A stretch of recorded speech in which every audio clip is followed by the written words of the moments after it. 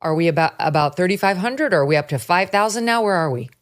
No, I think we're beyond 4,000 as of today, but I don't have the exact numbers with me. But look, you said it right. We're operating throughout the country, concentrating on exactly what you said: public safety threats and national security threats. And there's some collateral arrest, but that's what you got to expect in sanctuary cities. We can't arrest a bad guy in the jail. We got to go to the neighborhood and find him. If he's with others that may not be a criminal priority, but they're in the country legally, they're coming too. So we've arrested a lot of bad guys. A lot of public safety threats are taken off the streets. So Chicago, New York, Denver, they're all safer cities today because of what ICE and the numerous agencies, right? We got DEA, FBI, ATF, U.S. Marshals, HSI, ERO. So a lot of these cities are safer today, but we're not done. We're just getting started.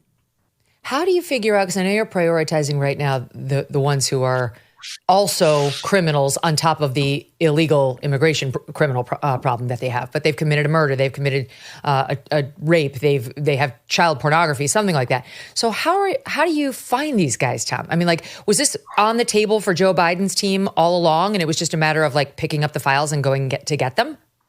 Exactly right. Look, ICE is really good at this. These people don't want to be found, but there's ways to find them. I can't speak to the specifics because the law enforcement sensitive, but they could have found these people last year, but the administration simply tied ICE's hands. And first time in the history of my career, starting back in 1984, ICE had handcuffs on them. So President Trump, he kept his promise to American people. We cut ICE loose day one. Day one, we're out there, and they're able to go arrest targets they could have arrested the last 4 years, but weren't allowed to. But we've opened that aperture, and they're out doing the job now. Is it going to be harder or easier when you move on from the criminal phase to they're just criminals because they broke our immigration laws phase and start getting those folks? Actually, I think it's going to be easier. The reason I say it's easier because criminals, they're street smart. They know how to hide. They know how to play the game. They know the cat and mouse game. But as we open that aperture up, as we look for the 1.4 million illegal aliens in this country who had due process at great taxpayer expense, they've been ordered removed by a federal judge, but simply didn't leave. They're not as street savvy as the criminals are. So I think the arrest will increase as the aperture widens. So. But again, we want to take every public safety threat, every gang member off the streets. So we're really concentrating on that right now. But the aperture will open and the operations will expand throughout the nation. Do we have an idea of how many are in the first group of, like truly bad hombres who you're getting who have committed other crimes?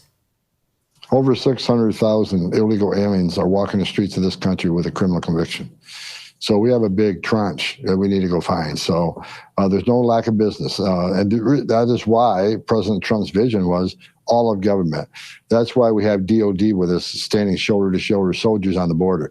That's why we have DEA, FBI, ATF, U.S. Marshals helping on these operations throughout the cities, because the more resources we get from the other agencies, the more teams we can create.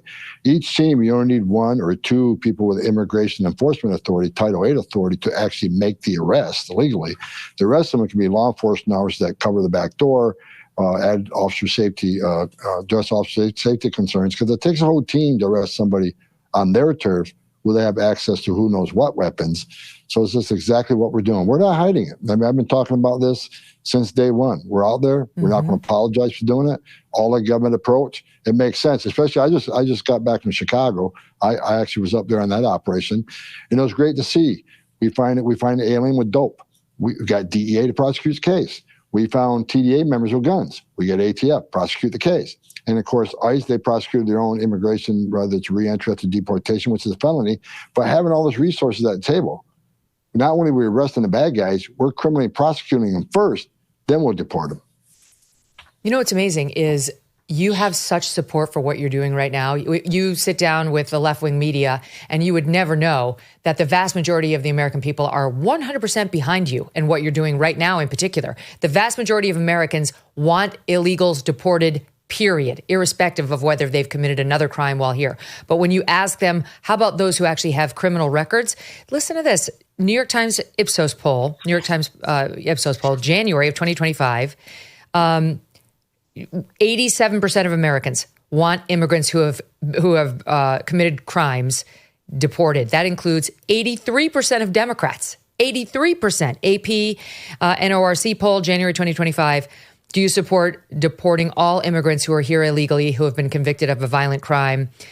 You've got 89% of Republicans, 77% of independents, 79% of Democrats favor that. I mean, it's just a clear mandate what you're doing right now. But what we get instead is these sanctuary cities like Chicago boo-hooing.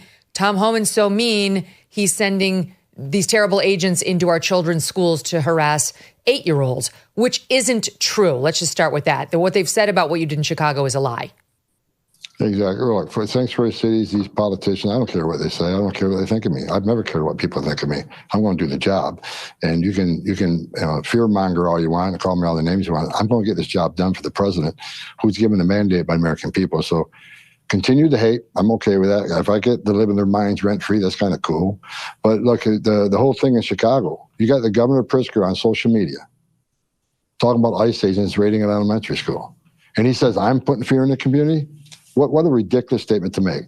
As a governor, you think he'd make a phone call and ask on the truth on this, because he's the one that's scaring the immigrant community. He's the one that's scaring children and thinking we're going to raid elementary schools. Look, I've made it clear. We have taken the sensitive location policy and flushed it down the toilet. Why?